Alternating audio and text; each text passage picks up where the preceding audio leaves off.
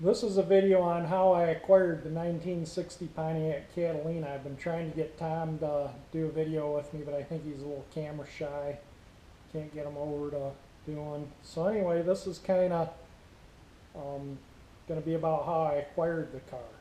Tom is a gardener, and he does the gardeners at Haney's Restaurant in Centerline, Michigan. It's at 9.5 Mile in Van Dyke. It's an old 1959 Howard Johnson. The gardens there are really beautiful in the summertime. If you live in the southeast Michigan area, it's worth going there for breakfast or lunch. I don't think they do dinner. I think it's just breakfast and lunch. Their food is good, and the gardens are really spectacular. A lot of people go there just to admire the gardens, and Ray went there. He used to go there a long time ago when it was Howard Johnson. He went there to have breakfast, and because he liked the gardens. Apparently Ray, the guy I bought the car from, likes the garden too, and I enjoy gardening. That's how I know Tom. Not too many people are into old cars and like the garden, and he likes the garden and he likes old cars like me. So anyway, Ray was there, the guy I bought the car from, and he was asking Tom about some catalpa trees and some other things that he wanted to get to plant at his place up north where the car was stored in Gladwin. And they were talking, and Ray said to Tom something about the fact that he had a 1960 Pontiac that he was trying to sell and wondered if he knew anyone that was interested in buying it. And he gave Tom this. These are the photos that first and only photos I got of the car originally. They're basically photocopies of photos, and I put that post-it note to cover Ray's info. And Ray was supposed to call me after 11:17, and he called me before then, and it says here South of West Branch. Well, I guess Gladwin is South of West Branch. But anyway, that's the barn that it was in. That's in Gladwin. So Tom had told him that, yeah, he did know somebody that had, done a lot of old cars. Has the 59 Chevy was my very first car. I drove it through high school, and I still own it. If you look at my past videos, you'll see it. And he told him about me and my 59 Chevy and that I'd probably be interested. So Tom came over, gave this to me and told me about it. And I thought, oh, I need another car like I need a hole in my head. And I wasn't really interested. I thought, well, if he just wanted me to do some work on it, I'd do some work on it. Well, Ray called me. It was probably around the 7th or 8th of November, 9th. I don't remember the exact date. It was 2 days before I bought the car. So whatever the day before I drove up, he called me. So if you look at my original video I posted, that was the night of the day I looked at that car, of this car. And so Ray called me. He had the car towed from Gladwin to Ballard's Towing in New Haven, Michigan. It cost him $786 to have the car towed from Gladwin to New Haven.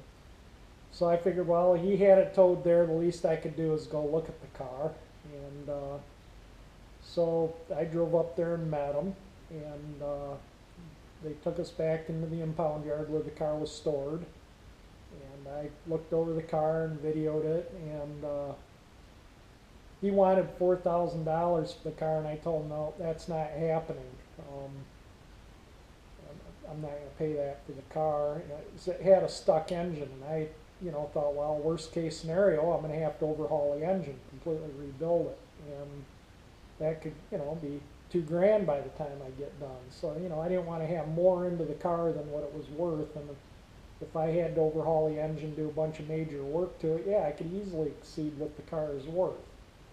And so anyway, that night Tom had come over, wondered if I'd driven up and checked it out, and I said yes, and I showed him the video, and we were both looking at the video, and I told him what we talked about, and that as far as the price on the car, and he'd come down in price a bit from his original $4,000, and I was just like, I just didn't want to really get into a really major project if I had to overhaul the engine. But I was looking at the video that night with Tom, and I thought, this car is in pretty darn good shape, body-wise.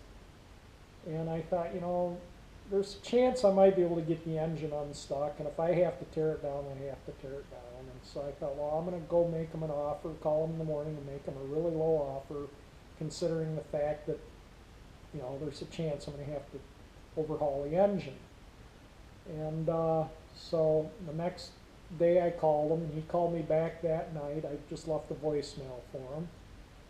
And we talked, and we agreed upon a price, and I made him a really low offer, and he came back with a little bit more, and we worked it out and kind of in between. And so the next morning I met him at Haney's at 9½ in Van Dyke for breakfast. And he said he'd take a personal check, so I wrote him a check for the amount of the car. He signed the title over to me, and we drove up to New Haven together and showed the tow yard that, you know, I'd purchased the car. I had the title, a bill of sale, and everything, you know, so I could get them to release the car to me, and paid them to have it towed here to where I live. And Ray got a refund on his storage. He paid, on top of that $786 to have it towed there, he was paying almost $400 a month in storage. So that saved him a chunk of money, not having to pay the storage. They refunded his money. And you know how 1 month can turn into 2 and then 3 when you're trying to sell something that doesn't operate. You know, you can't, it's harder to sell a car that doesn't run than one that does. And so that day it was towed here, and you look at the video, you can see it when it was dropped off here. And so that's how I acquired the car. And I've talked to Ray since then a number of times. He brought the gas tank back down. When I purchased the car, I was missing the radiator, the battery tray, and the gas tank. And he said the gas tank was still up north, and the gas tank straps were in the trunk. When I got the trunk open, there was no keys, so I took the passenger door lock cylinder out, went and got keys made. Well, the door lock and the key ignition is one key, and the glove box and trunk is another key. My Chevy one key works everything. I thought Pontiac might be the same, but Pontiac isn't. So I had to take the back seat out to go through and unbolt the striker on the trunk lid to get the trunk open, to get the trunk lock out, because the glove box lock doesn't have as many tumblers as the trunk lock, so I needed the trunk lock to get a key made for it. So I got the trunk key made, which fits the glove box. I had the keys made. And then Ray said he'd bring me down the gas tank next time he went up north, so I just thought, great. So I started hunting for a radiator and the battery tray, and that turned out to be a bit of a job. The radiator is 5960 Pontiac only. It's not put in any other vehicles. It's a unique radiator, a 59 and 60 Pontiacs. So that became a real chore to find a radiator. I suspect somebody stole a radiator, and I think Ray suspects, he said he didn't sell any parts off the car, so I suspect, you know, it was stolen. And the battery tray too, because, you know, the battery acid eat some up, and it was unbolted, and everything in this car is in really good shape, so it probably was nothing wrong with the battery tray. Somebody took it for another 59 or 60 Pontiac. That's another item that's unique to 59 and 60 Pontiacs only. The 58 tray was different, the 61 tray was different. So anyway, I found a radiator in a salvage yard in Oklahoma. You look at my past videos, you'll see I showed the receipt from where I got the radiator. They're really decent people there. They sent me the finger guard, that was missing, and the battery tray. First battery tray they sent me was 68 to 72 Pontiacs. They said they took it out of a 60. I don't know how it was attached in the 60, but it was not, no way I could bolt it into this car. So I called them up and sent them a picture of what the battery tray should look like. They sent me the correct one, so it's got the battery tray and radiator and everything's all set up there. I put a new water pump on it. He did bring down the gas tank. I did put the gas tank back in. You can see all that in my past videos. As far as the engine goes, that day I got it, I took the spark plugs out, looked in the cylinders. I didn't really see any rust in the cylinders at all. I squirted some penetrating oil in the cylinders and some motor oil, and put a breaker bar on the front crankshaft bolt, and was able to rack the crank a little bit and start moving the pistons. I didn't want to turn it a revolution until I pulled the valve covers to make sure none of the valves were stuck. I didn't want a piston to hit a valve and bend the valve or a push rod or anything. So I turned the motor over by hand with the valve covers off so I could see the valves work, and I did squirt up in the spring to the stem to get some oil on them. I had oil everywhere. So I filled the cylinders with oil completely right to the spark plug hole. And then I would rotate the engine, all the valves worked and everything. Well, when I turned the motor, it would purge oil out of the holes onto the cardboard under the car. And then I would turn the motor like 180 degrees every couple days and fill the cylinders back with oil, and I did that for a few days. And then I drained the oil out of the sump and it came out clean. Now Ray said he had new tires, a tune-up, and an oil change done before he stopped driving the car. Ray bought the car from his uncle, who bought the car brand new in Detroit. And somewhere around here I have his uncle's name, the original owner of the car. He wrote it down for me.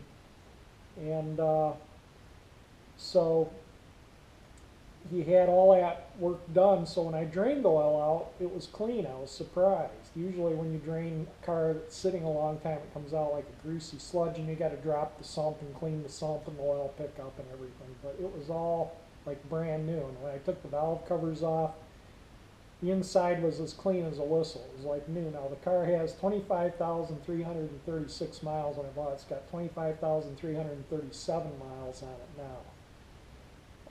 As I did run it through all the gears jacked up to make sure all the transmission worked and everything, and it does. So basically all I had to do, and when I went to get it going, was I put new oil and filter in. I pulled the distributor and ran the oil pump with a tool I have that runs on a drill motor to get the oil pressure up in the engine before I turned it a lot. I wanted the bearings to have oil, hydraulic lifters, cam lobes. I wanted everything to have oil on them before I really started turning the motor, even by hand.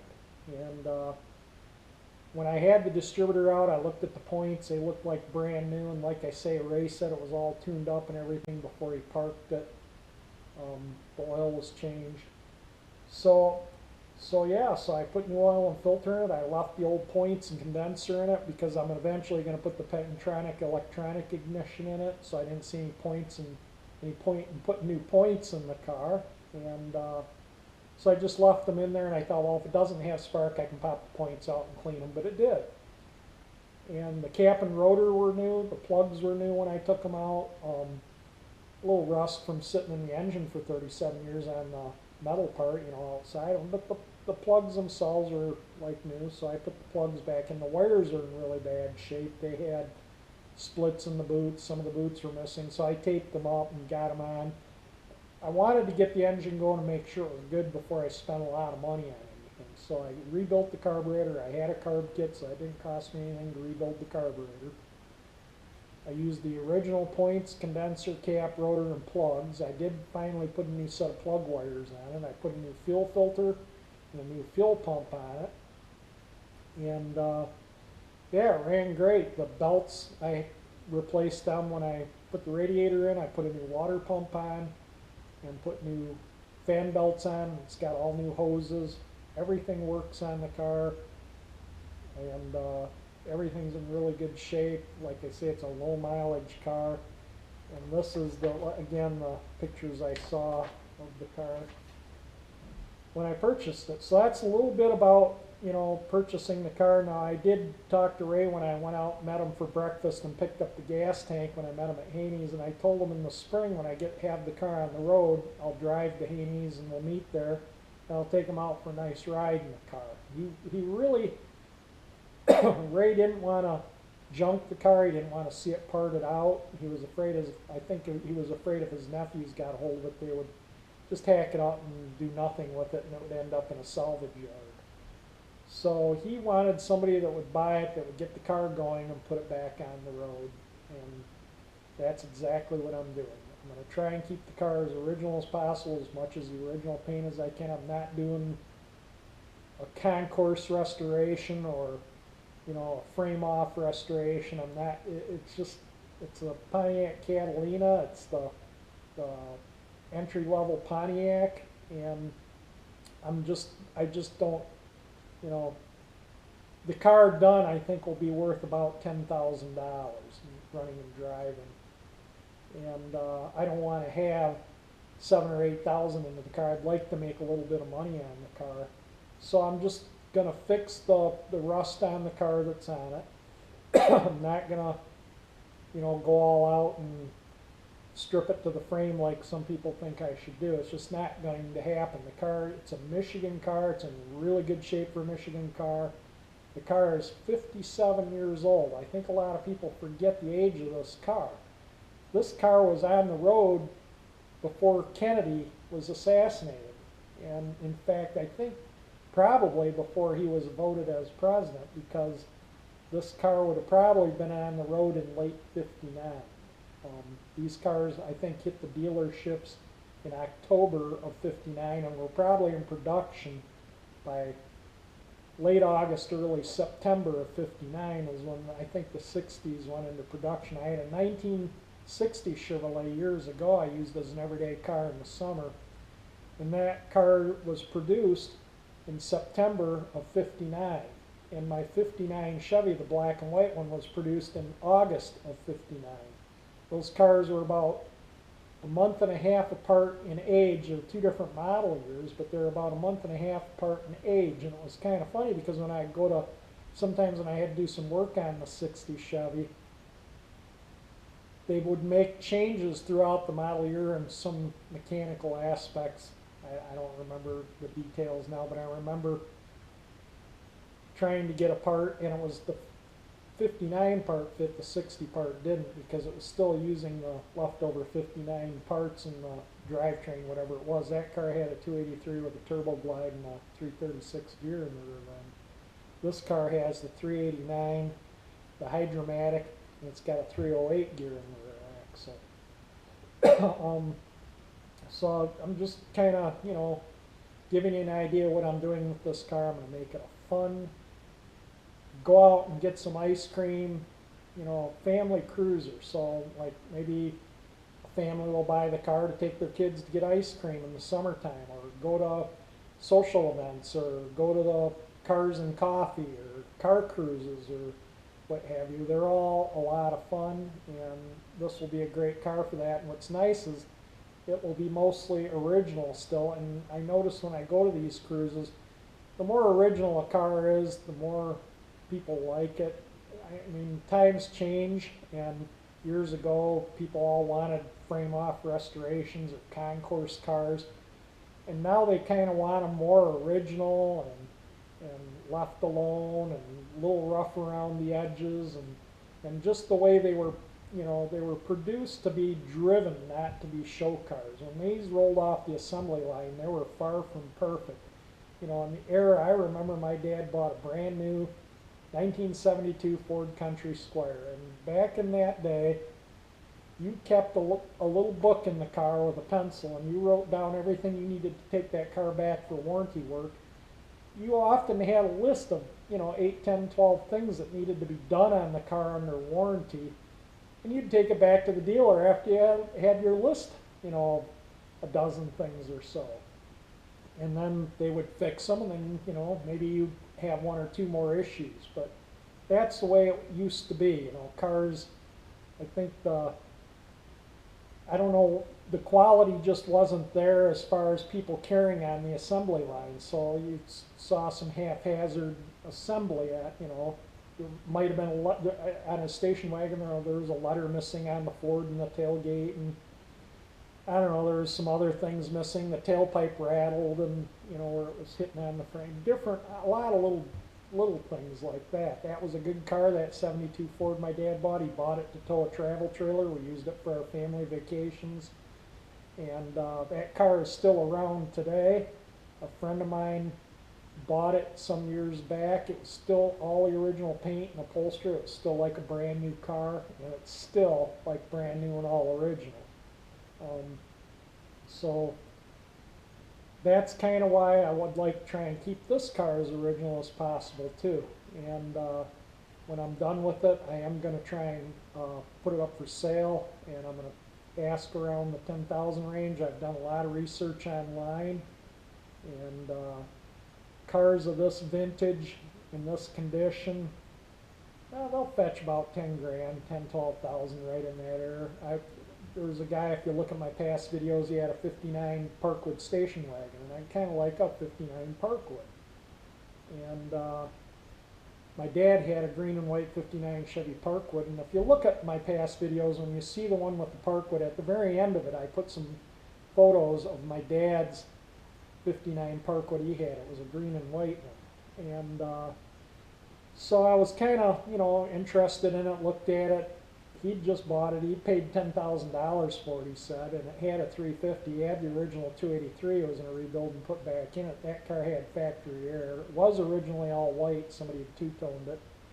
I would have two-toned it to green and white if I got a hold of it. But anyway, he liked the color of it. He was going to restore it, and it needed a lot of work, much more than what this car needed.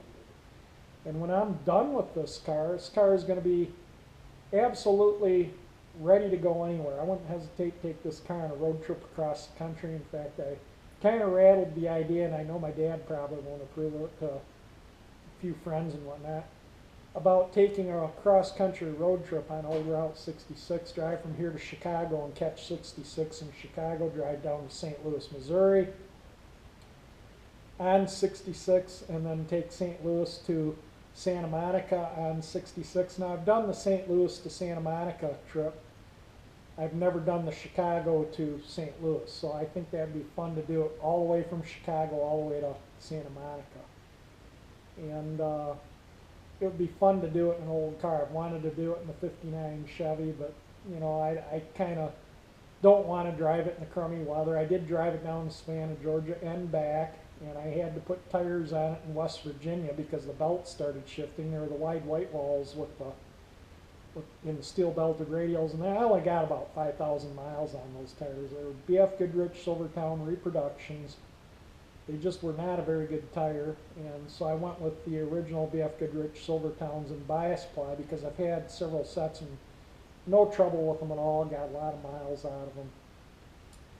But this car, being an automatic, the 59's a stick, 3 on the tree, and a lot of people I know don't know how to drive them, so this being an automatic would be a little bit better car for a road trip. So, that's kind of, we've talked about it, may or may not happen, but I wouldn't hesitate to do it in this car. So, somebody that's looking to buy a fun car to go get ice cream or go to Cars and Coffee or do their things with it, it will be a turnkey car when I'm done. You can just get in it and go and have fun and not have to do a bunch of work on it. It's very hard to find a car in that price range you can do that with. If this was like a Bonneville or a convertible, then it would be a different story. Then the car would be worth $50,000, $60,000. But it's, like I say, a Catalina, so I'm looking at around.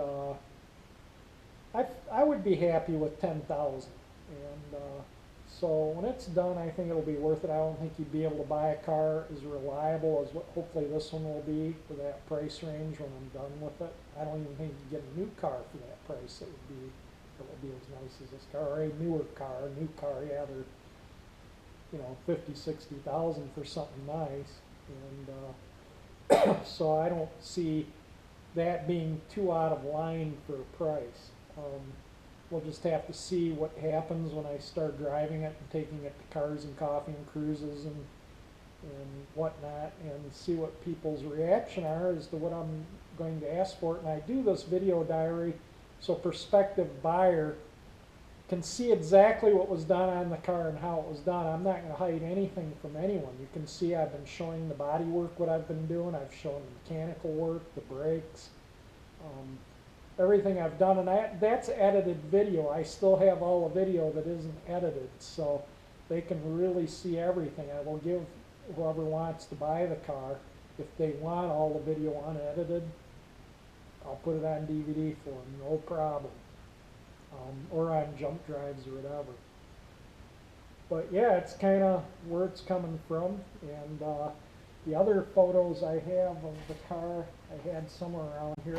I got the original photos of these photos, and I'll show them to you too. Just give me a second here and I'll get out of the car and get them.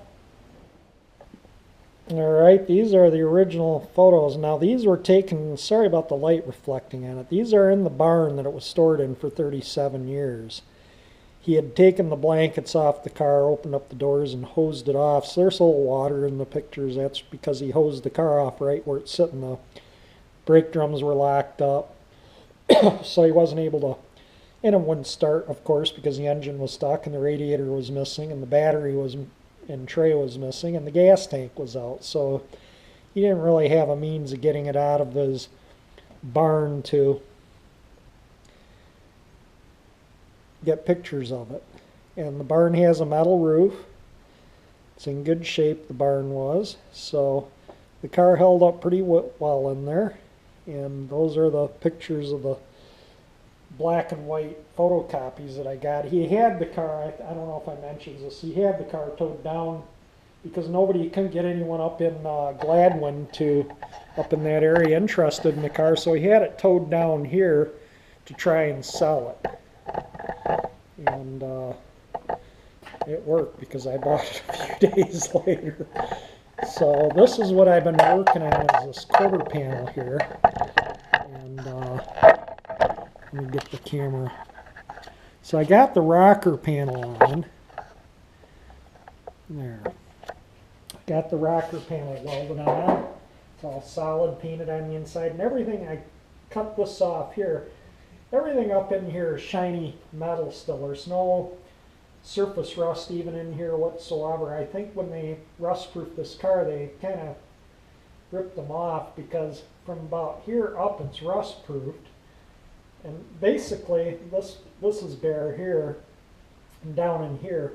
And there's plugs in there like where they would have drilled the rust-proof, but they just never did. So basically, the bottom couple inches of the car between the front and rear tire was where all the rust was.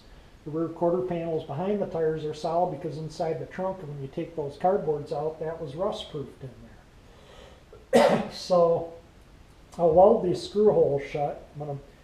And beyond this magic marker line, that's all clean metal up in there. There's no surface rust, nothing.